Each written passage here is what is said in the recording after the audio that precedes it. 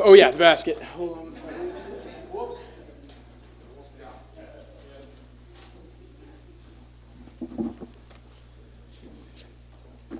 All right. Tonight's speaker is Mike. Let's welcome Mike to the stage.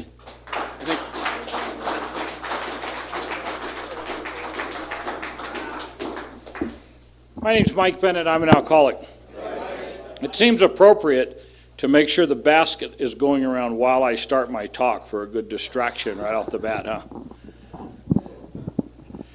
huh? Not long ago, I told somebody that I was speaking here, maybe last year, and they said they hated speaking here because it was so disruptive and everybody was unruly. And it occurred to me, I wish I'd have said it, but it occurred to me, maybe if you were a better speaker, they would pay attention.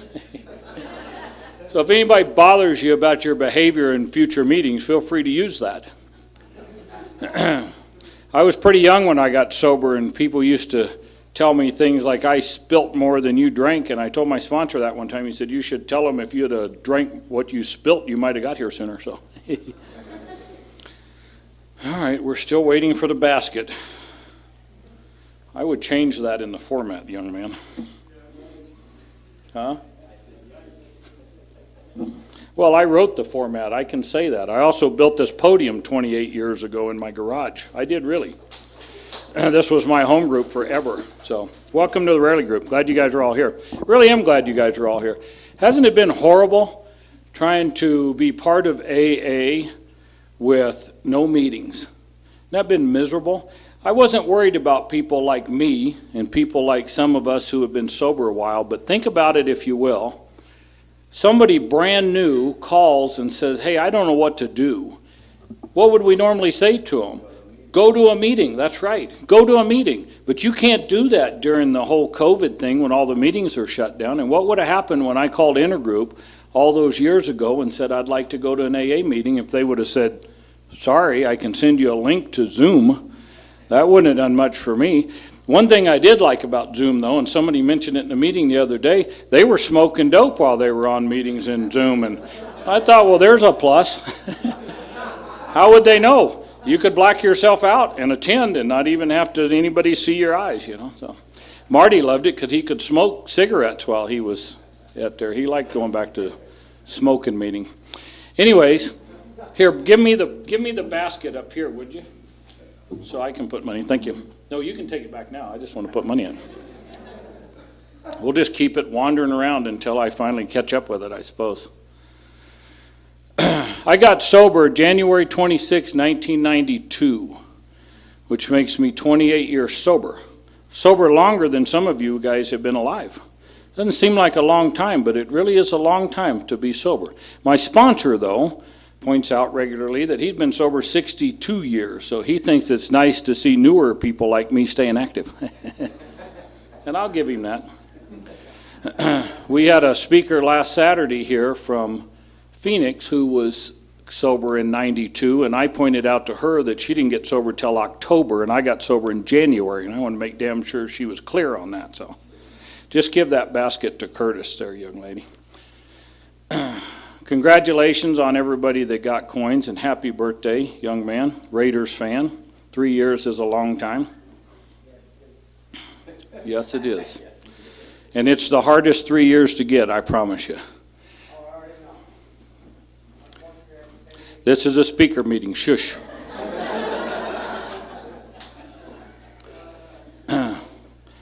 I got sober up in Washington State because I was dodging alimony and child support.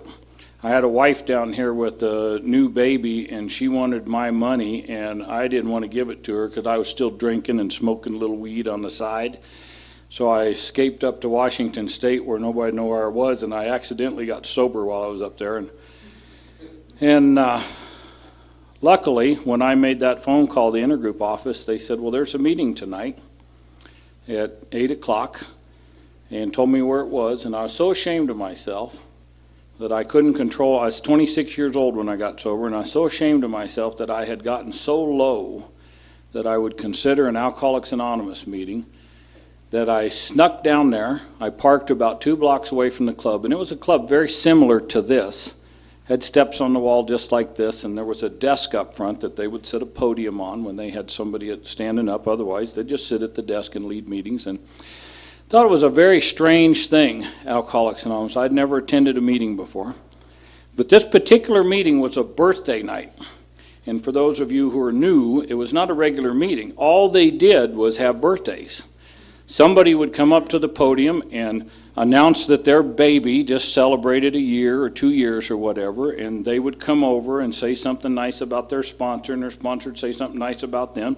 Then they'd go sit down, and the next pair would come up, and this was the whole meeting. They were dressed, the women were dressed in long gowns, and they looked beautiful, like they were going to a big party.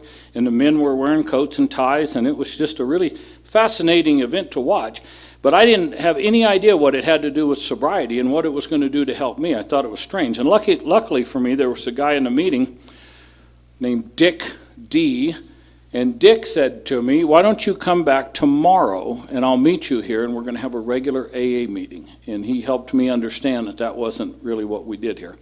And I came back the next day and I went to that meeting, and I thought it was just dismal. I really thought it was horrible. It seemed to me that you guys were all a bunch of goody two-shoes who things didn't go quite right for, so you all banded together to do whatever it was you did. You weren't like me, because I was the bad guy. I grew up in South Phoenix, on the streets, in and out of the foster care system from my earliest memory. My very earliest memory was somebody, I don't know who it was, dropping my brother and I off at a home full of people that I didn't know.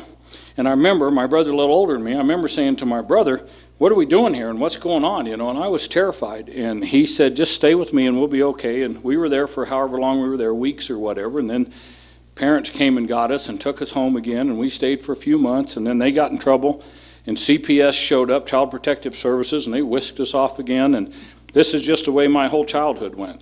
I don't think I was ever with my biological parents for more than, 3, 4, or 5 months at a time. I did not like going to people's homes because I knew I didn't fit in there. I knew I wasn't good enough to be there. But I didn't mind the state facilities. My home was horrible. Your home I didn't fit into. I didn't belong there. But the state facility was fine. I wasn't one of those kids that got molested in there and beat up and all that shit. None of that happened to me. I found my bed. I knew where the kitchen and the bathroom was. And I just did my thing, and the facilities were fine. At 12 years old, I finally got into permanent foster care, and I moved up here from Phoenix. And most wonderful people I ever knew in my life. He was a retired military man, and she was a retired educator, and her expertise was behavioral modification. Now think about that just for a second. The most dysfunctional little boy you can possibly imagine. Have no social skills at all. And this woman takes me in and begins to nurture me and try to help me understand what's wrong with me and help me get along with other people and behave well. And she did a pretty good job when I was just at the house with them.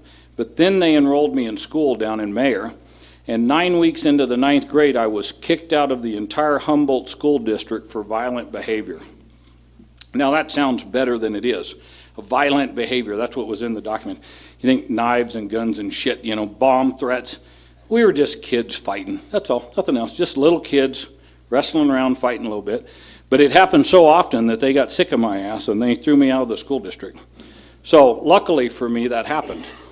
I'm the luckiest guy I know in all of my life, I really am. And everybody that I sponsor that knows me well knows that I really believe that. The luckiest person I know. The nice thing about them kicking me out of school is I was able to be homeschooled by this woman who was a fantastic educator. She made sure I was in class at the house, and I stayed there until we had everything we were supposed to do for the day, and then I got to go out on the ranch and do chores and work, and I probably got 10 times the education I would have gotten in the school system. Not because the teachers are inadequate, because I was. And I couldn't have paid attention in the class with all the other students. And the one-on-one attention, nobody had ever really shown me any affection, any real love or nurturing. And when I got with this woman, that's all she did. She did nothing else except just show me affection and nurturing. And she was just the most wonderful woman in the world. And I stayed with her until she died at 87 years old. She was my mom. And he was a wonderful guy. Trained killer, 82nd Airborne paratrooper, 22 and a half years, fought in 2 wars in the Revolution. Just a wonderful man, and I looked up to him like he was God. I mean, he was the guy I wanted to be. He was an atheist, so I became an atheist. I had never been to church anyways. I didn't know anything about God or church or religion except what I'd seen on television, so it was easy for me to just tell people I was an atheist. And see, I've already lost a pair. If I was a better speaker, they would still be here, right? Anyways, so this man was just fantastic. He was the coolest dude I'd ever seen in my whole life. One time we're standing in his driveway. Marty got to know him a little bit before he died, and so did Tom. We're standing in his driveway. He was always armed. I don't know why. Ex-military guy, but he always had a gun on him. This day he didn't have a gun on him. We're standing out in his driveway. We lived way out in the mountains. Just standing there. He had no gun. His brother's standing there. Now he was armed. I'm standing there. I'm not armed. I'm just a little kid. And this guy drives up, this neighbor guy drives up, and he starts threatening him. And he says, I'm going to kill you. I'm going to go to my car, get a gun, and kill you. And all my dad said was, hurry up, I got company. And I'm thinking, now this is the coolest son of a bitch I've ever seen. I don't know what he was going to do, but somehow he was going to kill this guy. You know, I don't know how he was going to do it, like Rambo shit. But I just thought he was awesome. So that's what I wanted to be. When I got about 15, 16 years old, I started drinking. Because I was hanging around with people that lived on these ranches and stuff, and that's what they did. They drank, so I started drinking with them. Now, drinking for me, the first time I ever drank what happened to me was this. I always felt inadequate. I was a weird little kid. I never had any self-esteem. I was a little awkward, because I was at that age. Everybody's awkward. And I just knew I didn't measure up to anybody. And I really probably didn't at that stage of my life and with the past that I had had. But when I drank, about halfway through my second drink, everything came together and it was absolutely perfect. I didn't have to measure up to you anymore. Now you had to measure up to me. Now, if I could drink today and that still happened, you would have a different speaker. I promise you that. Because I would still be doing it. Now, I never drank around those people. I don't know why, except I think, it seems to me, that had I ever drank around them, what happened to me when I started drinking, that they might not have allowed me to stay. And I think subconsciously I was so terrified of not being allowed to be there that I just couldn't drink around them. I couldn't. If they offered me a drink, they never did. But if they did, I'm sure I would have said no, because I think I was so afraid of losing the stability that I had there. It was the only stability that I'd ever had in my life. The only time I'd ever felt love. I didn't even know what that was before then. I really thought life was just about who could outdo everybody else and survive it. That's what I thought it was about. So I always behaved myself around them. But luckily for me, with my drinking, my schoolwork went very, very rapidly, and I accomplished everything she wanted me to accomplish. And I was able to go off and work on these ranches and go into town and work on some construction jobs and stuff. So I was in town a lot over the next few years, and I learned to drink with men. There were no kids around me. I was with men from the time I was 12 years old on. And I learned to drink with them, and I learned to drink like them, and I could drink with them. I really could. I was just as naturally capable of doing that, as all of us are. That doesn't surprise anybody in this room. But the interesting thing is, somewhere along the line, our book talks about we are men and women who have lost the ability to control our drinking. Lost the ability to control our drinking. That implies that at some point we had control of our drinking. And for me, that was true. I've heard speakers say that from their very first drink, they blacked out and drank like that the rest of their life and got divorced, by the time they were 15 twice and, all kinds of shit. I don't know. That wasn't the case for me. There were several years that I could drink and get drunk and party, but if it was important enough to me, I could stop when I needed to stop. But somewhere along there, I lost the ability to do that. That's what our book's talking about. I don't think that it is possible, if you're a non-alcoholic, this is my opinion, and if you don't agree with it, I don't give a shit. I have the microphone. I don't think it's possible to drink enough to become an alcoholic if you are not already built as an alcoholic. I think that I was always an alcoholic in my genetic makeup. When I put alcohol in me, that magical thing that it did for me halfway through my second drink, it does not do for non-alcoholic people. Because of what it did for me, it dictated how I was going to drink from then on.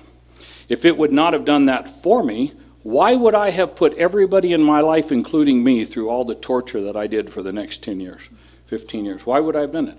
Nobody in their right mind would do that. I was not crazy back then. Alcohol did something so wonderful for me, and I tell non-alcoholic people, if it did for you what it did for me, you would have drank too, and I know they would have. We don't become alcoholic. We either are alcoholic or not. And 6 or 7% of the people in the world have a different genetic makeup. And when we put alcohol in us, it affects us differently. And I know there are some addicts in the room, and I know there's this huge controversy over drug addicts and alcoholism and all this bullshit. And I wouldn't get caught up in it. If you're new and you're struggling with it, I would not get caught up in it. Here's the fact, in my experience. Younger people in today's world can get drugs easier than booze as kids. It gets them where they want to get faster than booze would. Most of them just never drink enough booze to ever get to a point of losing control of it because of what the drugs do for them. Has nothing to do with they're alcoholic or they're not alcoholic. The problem is, we all look the same. You look the same to me. You look the same to you. More importantly, you look the same to the judge and the physician, the people that send you to AA. So you're sent here, and all the old-timers like me are saying, drug addicts, get out. This is for pure alcoholics, which don't really exist. I smoked enough weed to fill about this much of this, right where he is, about that much of this room, in my lifetime, and did a little coke and some speed. Speed wasn't my thing because I'm fast enough already. I didn't need any more help with that. Matter of fact, I don't even drink caffeine in my coffee anymore because I'm just trying to be normal at this stage of my life. But here's the problem. We all look the same. But there is definitely a difference between a drug addict and an alcoholic, and I'm going to tell you what it is. Everybody who takes opiate-based drugs for any length of time in any quantity becomes addicted to it, without exception. Everybody who takes them long enough in enough quantity becomes addicted to them, and they look just like me. And the doctors and the judges send you where? Alcoholics Anonymous, eventually. Maybe prison first. I like this kid. Like the way he thinks. We're not just going to get stoned. We're going to do some shit while we're stoned. Yeah. The problem is this. When the newer people get to AA with that experience, they haven't drank enough to really know whether they're alcoholic. I've worked with so many people over the last 28 years that say, I don't know if I'm even an alcoholic. But everybody tells me to go to AA and say I'm an alcoholic. Well, I don't give a shit what you say in an AA meeting. I remember calling New York General Service Office one time. I was 4 or 5 years sober, and I was on that bandwagon, that anti-addict bandwagon. And I called New York, and I wanted to get some ammunition to tell you what New York said, like you would give a shit. And New York said, there's nothing anywhere in our literature anywhere that says you have to introduce yourself anyway. There's nothing that says you have to say, my name is Mike Bennett and I'm an alcoholic. You could just say, my name is Mike. Ain't nothing anybody can say about anything. So it's really, basically what they're saying, why don't you mind your own business? I loved that when I was newer. So then I called an old-time AA'er, Dr. Paul. His story is in the 3rd edition of the Big Book, if you're interested. It's called Dr. Alcoholic Addict. Gives a great AA talk. Talks about sticking needles in his arms to try to offset his booze use and drug combination so he can get to his bedroom before he passes out, and sometimes he makes it to the hallway, and sometimes he overdoes it and just right in his car he sleeps. But he always talks about alcoholism. That's all he talks about. So it seemed to me that I could get Dr. Paul to give me some ammunition, so I tried to force my opinion on him and get him to say what I wanted him to say to me. And he kept kind of going around the other direction, and I'd say more to him. He'd go around the other direction, I'd say more. And finally he said, God damn it, why don't you mind your own goddamn business? And he hung up on me. And I thought, well, I don't like him. So finally, around 10 years sober, one of my children got addicted to heroin. That'll change your perspective if you're a father in AA. At least it did mine. And I wondered, where am I going to send my son? He didn't have a drinking problem. He was 16 years old. He hadn't lived long enough to have a drinking problem. I mean, he hadn't drank enough. Some guys do drink enough at that stage, but he hadn't. Where am I going to send him? AA is anti-heroin addict. They're anti-speed freaks. They're anti-meth heads or crack, whatever you guys are. I don't know. Those things. So I decided I'm going to take him to an AA meeting. I said, don't talk. and for God's sake, don't say heroin. You'll make me look bad. So I took him to some AA meetings. And he didn't identify. He was too young. He hadn't drank any. He just didn't identify. So eventually I got him to go to some other meetings, and he didn't stay clean. He kept going down the road he was going, and about 18 or 19 years old, it got so bad for him, he finally went into a treatment center. And they helped him start to understand what was wrong with him. And then he went back to his life, and it got better, and then it got worse. And he went to another treatment center. Today, my son is married, has 2 children, has not touched a drug in 7 or 8 years, and drinks normally. That's not possible. If you've been in treatment, they will tell you it's not possible. Bullshit. He drinks normally. And let me tell you why. He's not an alcoholic. I work with a man right now who's given me the freedom to talk about he was in AA actively sponsoring people, and some of you guys here that have been around a while knew him. And he was sober 10 years, took a 10-year coin and quit going to meetings, like a lot of us do at some stage of our sobriety. And then it started occurring to him after a little while, maybe I'm not an alcoholic. My problem really was meth. They just sent me to AA. Maybe I'm not really an alcoholic. And eventually he experimented a little bit. Marty knows him very well, sees him almost every day. Eventually he experimented with a little drinking. Nothing bad happened. It's been 10 years he's been doing that, and nothing bad has ever happened. You know why? He's not an alcoholic. The problem is we look the same. We don't know. So if I was you and you're not sure, stick around. What the hell you got to lose? And if you decide you think you might not be an alcoholic, it's okay to go do try some controlled drinking, isn't it? The only instructions in the big book of Alcoholics Anonymous say this: if you're not thoroughly convinced, step over to the nearest bar room and try some controlled drinking. That's what the big book of Alcoholics Anonymous says. Now, you might have to try it more than once. It might ruin your life again. Who knows? But eventually, if you ever become absolutely convinced without any reservation that I am alcoholic, then we can help you. There's nothing we can do until then. That was the story of my life. I drank and used dope and drank and used dope until I drank up one marriage and a kid. I was running from my alimony and child support, and I did it again. Drank up half of another marriage. I sobered up the other half of it, but I drank up half of another marriage. She was getting ready to leave me because she had a baby. Women are funny when they have babies. They don't like alcoholic, deadbeat men in their lives, and I was that. I remember listening to a speaker one time who said, at the podium, he said, I've had 27 jobs. He was like 30 years old. I've had 27 jobs in my life before I got sober. And I thought, what a loser. That's a lot of jobs. This man's a quitter for sure. The next day I'm sitting at work and I get a legal pad out and I thought, how many jobs have I had? I don't have any idea. And I'm not talking about part-time work and weekend jobs. I'm talking about jobs where I got a W-2. I wrote down on this legal pad, I work here. Before here, I worked there. Before there, I worked there. And I kept writing. Second page, I kept writing. Then I thought, shit. So I numbered them. I got down to the end and I just shook my head. I couldn't even believe it. You couldn't even guess how many jobs. I was 26 years old when I got sober, and I had 52 jobs. Now, I'm a quitter. I get that thing.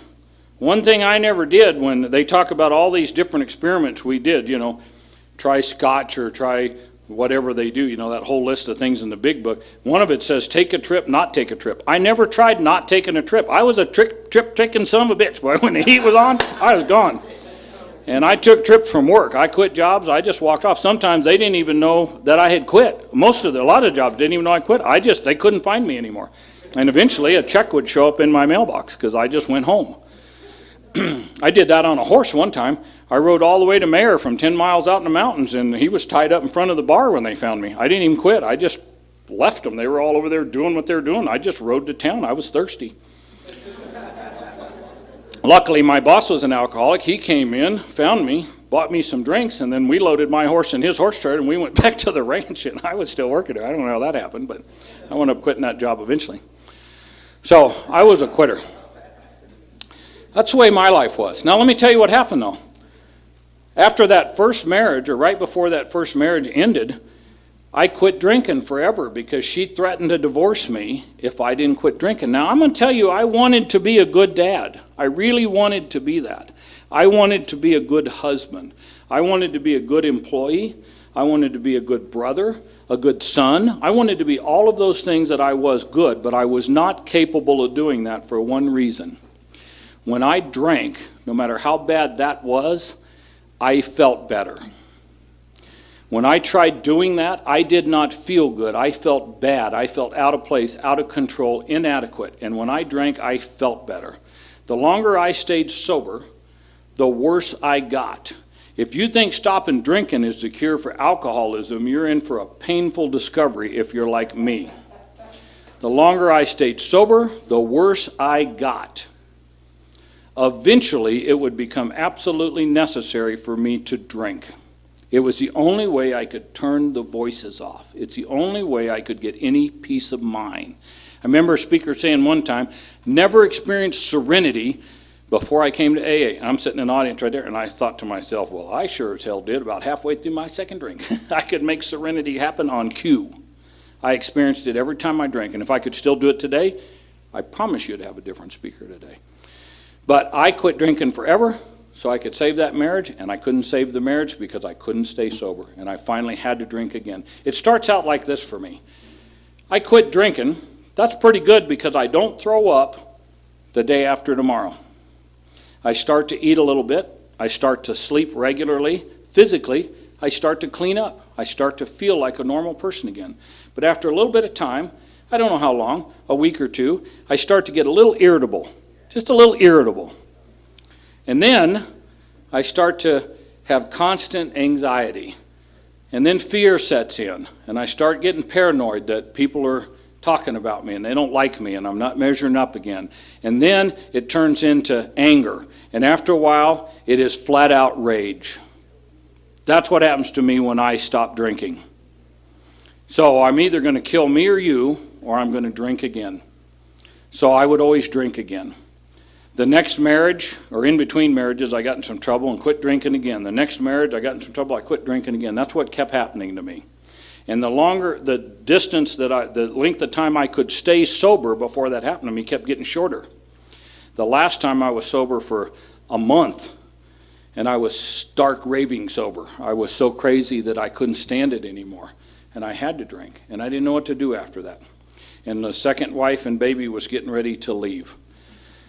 Matter of fact, she had just had a baby. It was Christmas Day. She had just had a baby, and I toasted with some champagne and quit drinking forever. And I asked her if she wanted champagne. She just had a baby. She said no, so I drank the whole bottle because I'm not going to overreact. Let's not waste booze. But then I was done. I drank that bottle. I was done. I was never going to drink again. And 30 days later, I had an opportunity to drink, and I didn't even think about it. Marty and I talk about the blinders that go on.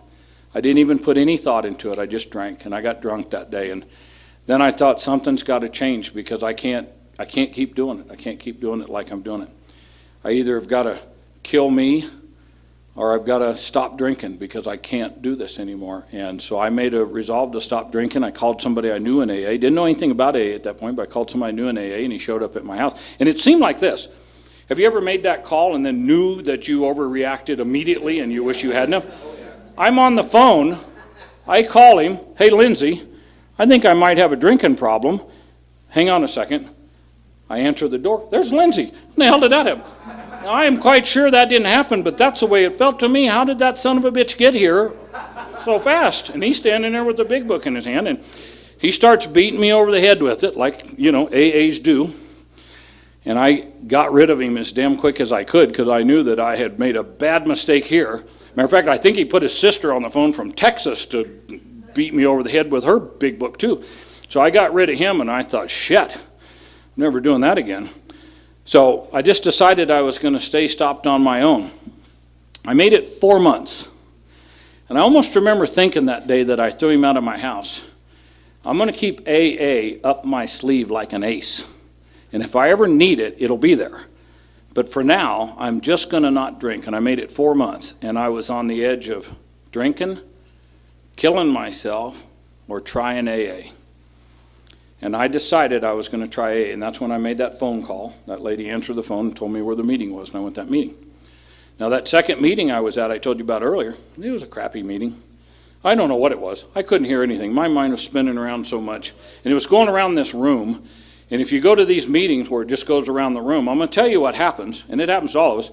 While it's going around the room, you're thinking about, or I do, I'm thinking about what I'm going to say when it gets to me. So I don't hear anything. Then it gets to me, and I say what I say. And then I spend the rest of the meeting thinking about what I wish I would have said. And I've never heard a damn thing. That's the way this meeting felt like to me. And I think I still feel that way I'm sitting in those meetings. Says I don't listen any better than you guys do. But the third meeting, let me tell you about the third meeting. The third meeting, there was this old timer in there, he's 20 years sober, and he wasn't talking to me, he was just talking. But he said, if your problem's drinking, stop drinking, and your life should get better. When that basket comes around, throw a couple dollars in there, and you should tap dancing down the road a happy man. But when you quit drinking, if your life gets worse, maybe we can help you. And that was the first time in my life anybody ever said anything that I thought might know what's wrong with me. Maybe this guy knows what's wrong with me. Now, I'd like to tell you I became a good AA member right then. And I stood up and I went to the front and I was saved. And Mickey put his hands on me and healed me and all that shit. But I was in the back of the room. And I didn't stand up and hold hands with you guys and do your prayers. I didn't do any of that hokey bullshit because I thought it was all fairy tale Girl Scout kind of crap. So as soon as you guys circled and started that, I left. Well, Mickey caught me before I got to my car, my first sponsor, and he said, do you have a sponsor? I said, no. He said, good, I'm going to be your sponsor till you can find one that suits you better. But there's some things you're going to have to do. I said, okay. I had never been to AA before. I didn't know there were rules, or there were no rules. If you're new, you can stay here doing nothing until you die, and we'll let you. I didn't know that when I was new. And I wasn't done being here yet, so he said, there's some things you're going to have to do. I said, okay. He said, can you follow directions? And I lied and said, yes. Then he said, do you believe in God? And that was almost a deal breaker for me. I said, no, and if I have to for this to work, it won't work for me. He said, are you willing to believe in God if I can prove it to you? And I said, sure, but you won't. He said, great. That's all we need, kid, just willingness. And he got all excited about that. And I thought it was the stupidest thing I'd ever heard in my whole life. I wasn't willing. I was trying to get him to quit talking about God. That was all. But he was such a good AA. Best AA I ever knew. I swear to God, and I've known a lot of AAs in the last 28 years I've been sober. Best AA I ever knew. He never jacked with me about it again. At one stage, when we first started the steps, we got to step 3, and he said, would you kneel down on the floor with me and say the third step prayer? And I said, no. Pissed me off, too. Because I had already told him, and I'm not going to tell him twice. I don't do that shit. I don't believe in it. I'm an atheist. I don't do it. And he said, would you at least read the prayer out of the book? I said, why? Because you agreed to follow directions, and that's the directions. Whether you believe it or not, would you just read it? I said, I'll read the goddamn thing. So I open it, I read it just with gritted teeth, and when I'm done, I slam the book shut, and I said, there, it didn't do anything for me. And he said, fine, let's just move on. Best AA I ever knew. If he would have tried to convince me I had to believe in God to get sober and stay sober, he would have killed me. I didn't have to believe in God. All I had to do was be willing to take the rest of the steps. That's all I had to be willing to do. So he wrote out how I was to write my inventory and said, come back here next Saturday and have your inventory done. And I did, and we got through my inventory, and I was driving home after that. And I had this feeling come over me that I did not recognize. I used to say, when I was newer, I used to say I had this spiritual awakening. I really don't think that's what it was at all. But it was so foreign to me, it seemed that way. It just seemed so big. Guess what that feeling was? I felt good. The only time that I could ever remember in my whole life feeling good about me, sober, I felt good. Nothing spectacular, I just felt good. And it occurred to me as I'm driving home, for me to feel this good, maybe there's something to this God thing. Now, that ain't a lot, is it? And if you're raised in religion, it seems almost sacrilegious to say that's all it was. But for a guy like me to think, maybe there's something to this God thing, that is a miracle, an absolute miracle for a guy like me. Now, from that moment on, I started my search for God. For the next 15, 16 years, all I did was read religious literature. I read every book AA has ever published, except one. A man I sponsor brought me a book the other day I've never read, and it's actually not an AA book, so it doesn't count. So it's about an AA guy, but it's not really an AA publication. I read every AA publication there was. And I studied. Nice thing about not being raised in church, I could study Judaism, and I wasn't committing blasphemy, according to the Christian. I could study Christianity, and I wasn't committing blasphemy to the Jews. And I could study Mormonism, and I could study Buddhism. I could study all these religions with freedom because I was nothing. So anything I studied, I was a good boy doing the right thing. So I read about all these religions for 15 years. At the end of 15 years, I was so exhausted. Are you guys watching a movie back there? We have got to get a better speaker, boys. It's like more people are going to that corner. Is it a football game? There's something going on back there. Exciting. Anyways, so I don't know what you're pointing at. So, oh, okay. So what was I talking about? Oh, I'm studying religion for 15 years. So at the end of it, I'm exhausted. How many people have not seen Forrest Gump? Like everybody has seen Forrest Gump, right? So Forrest, he's confused about his life. So he runs across the United States. He's still confused, so he runs back. He's still confused. He runs back. I don't know how many times he did it. But one day he got tired, and he stopped running. I had 15 years of running back and forth through religion, trying to find my God and my place in this world, and I got tired. And I realized I don't know a damn bit more now than I knew when I started about God. I know a lot about history. I know a lot about religion. I know a lot about AA's history. I don't know a damn bit more about God than I knew when I started. So I just gave up, and I said something like this. I don't know what it was. I don't even know if it was structured this way, but I said something like that, like this. I have no idea who you are and who you're supposed to be to me, but I'm tired of looking. So what I'm going to do is I'm just going to be the best AA member I can be. And I'd already been trying to do that, but I'm going to be the best AA member I can be. And if I'm supposed to know you, I'm going to let you show me. Adios. And I went to work just being a good AA, continuing to be a good AA, best AA I could be. About 3 years later, I'm not doing anything spectacular. I'm just going through my day, being AA, doing stuff. And I had this awareness that came over me. It was just like I knew something that I had always known. I just didn't know I knew it. Just all of a sudden, I just realized what I knew all along. And it was this connection to this higher power. Now, if you're new, that should give you hope. Only 18 years of sobriety, and it happened for me. That'll give you hope. Some of you guys are, I don't know, better than me, so maybe it'll happen sooner. But anyways, now I had enough. I had enough to stay here and stay trying to be a good AA and feeling good about my life, but I didn't have that personal God to me. 18 years, I finally had that personal God to me, and I didn't do anything to make it happen. It just happened on its own. I think I had finally surrendered at a deep enough level to allow the knowledge I always had to come out to the surface so I could become aware of it. Aware of something I always knew. That's the way it felt to me. All of my existence and the lives before this, I always knew this. I just couldn't see it. Now I could see it. Now, the interesting thing about that, for a guy like me, everybody was out to get me. Life was against me. Everything was a battle. Everything was a fight. Now, here I am in AA where it's all about love, and it's about compassion, and it's about thoughtfulness of others and giving of yourself, and all of the things that we aspire to become here, those of us who are serious about trying to change our lives. I'm about 3 years past this experience, so I'm feeling like it's pretty real. It hasn't faded any. If anything, it has grown in its strength and my awareness of what it is. My youngest son, who was born on that Christmas day that I told you about so many years before, he was going to college, 22 years old, greatest kid you ever knew in your life, greatest kid you ever met in your life. When he'd come to my house, he'd walk in my house, he'd kiss me on my head. If I'm sitting in my chair, he'd kiss me on my head, and he'd go steal my food.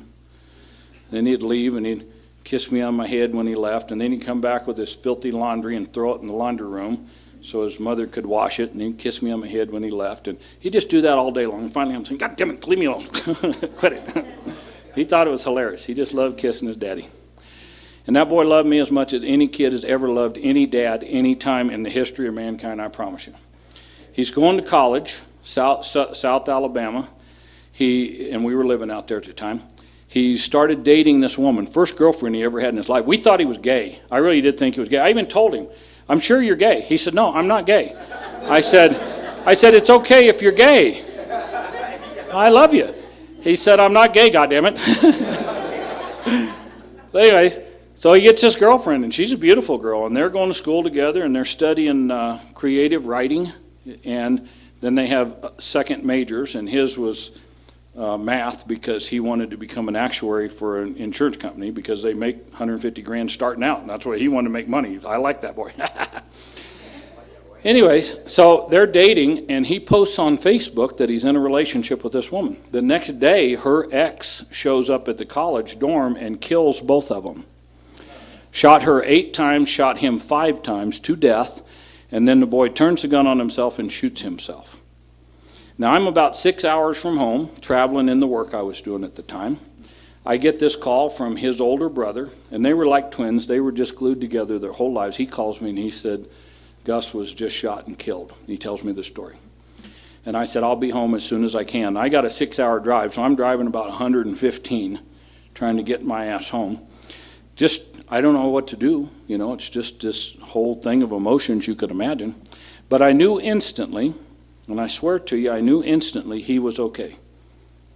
I knew he was with God because I trusted God, and God loved me, and God loved you, and God loved him. I knew that instantly he was okay, but it occurred to me, this is going to be hard for me. I wasn't done playing with him yet. I wasn't done watching him become whatever he was going to become. I loved this boy as much as any dad loved any boy ever. And we had such a good, solid relationship. I knew he was okay, but I knew my wife was going to have a terrible time. I knew I was going to have a terrible time. Our other 3 children and all of our grandchildren. I knew this was going to be hard for our family. Called my sponsor immediately, Clancy. Some of you have heard of Clancy. He's over in Los Angeles. He's 62 years sober now. My first sponsor died when I was 12 years sober. It was still the greatest AA I ever knew.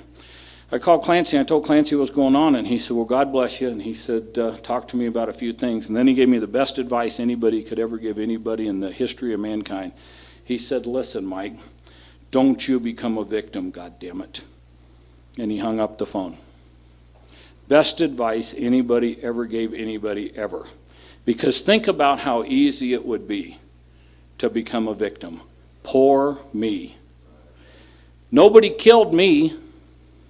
Nothing happened to me. My life is going on, and this is a part of my life. His life ended. That was his life. I don't think God cares if we live to be 120. I don't think God cares if we die when we're very young or anywhere in between. I think God cares about one thing. What did you learn while you were there? And I think what I learn here determines where I get to go next. I think of life as this I think of the spiritual realm, or the eternal existence, if you will, as a series of classrooms. This is that awakening that I came to. A series of classrooms. I'm in a class, and whatever I learn here will determine what class I get to go to next. Now, if I really screw this up, which I could, Daryl and I had a great meeting this morning. We were talking about the difference between all of you people, whether you've had an easy time in sobriety or a horrible time. The difference in all of us is, or somebody drinking and struggling, and a guy like me that stayed sober a long time, the difference in all of us is one drink. I could have one drink, and everything in my life could shift and change, and it could go a totally different direction, and I could screw up this class. There's no question in my mind I could. And I might screw it up, get bad enough to get held back and have to do this summit again. I don't know. It could happen. Who knows? Anyways, I think of it as a series of classrooms.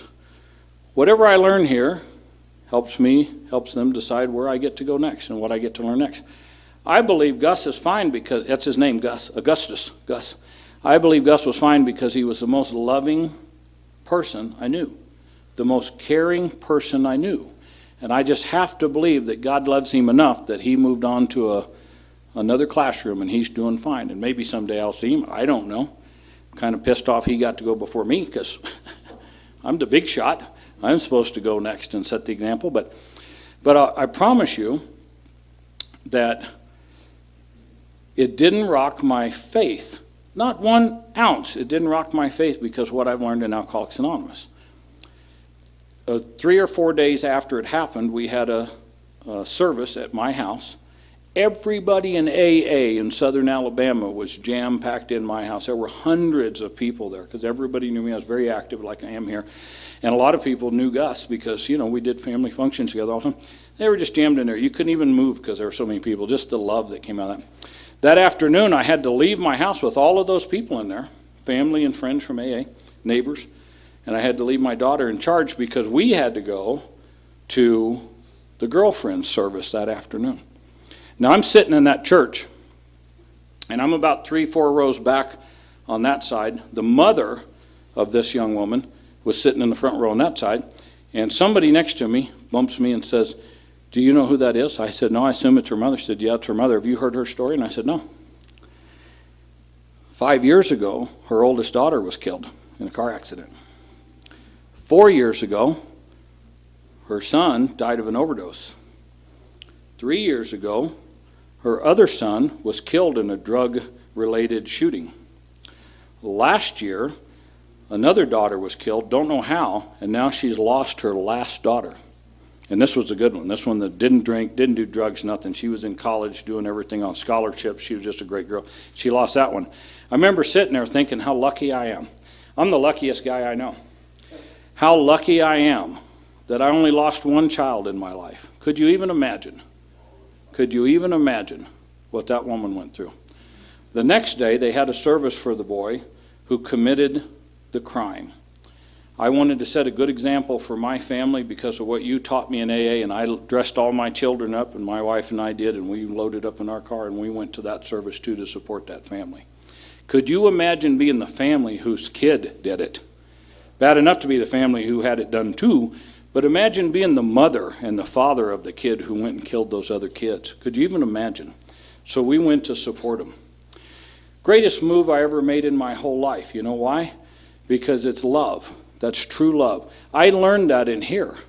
That's what you guys taught me in AA. You guys taught me that the only thing I have to do in this class, in this life, if you will, is to learn to love and to love unconditionally. Everybody who knows me at all knows that this is my motto in life, to forgive everyone for everything, every single time, without exception. Thank you, and I love you all.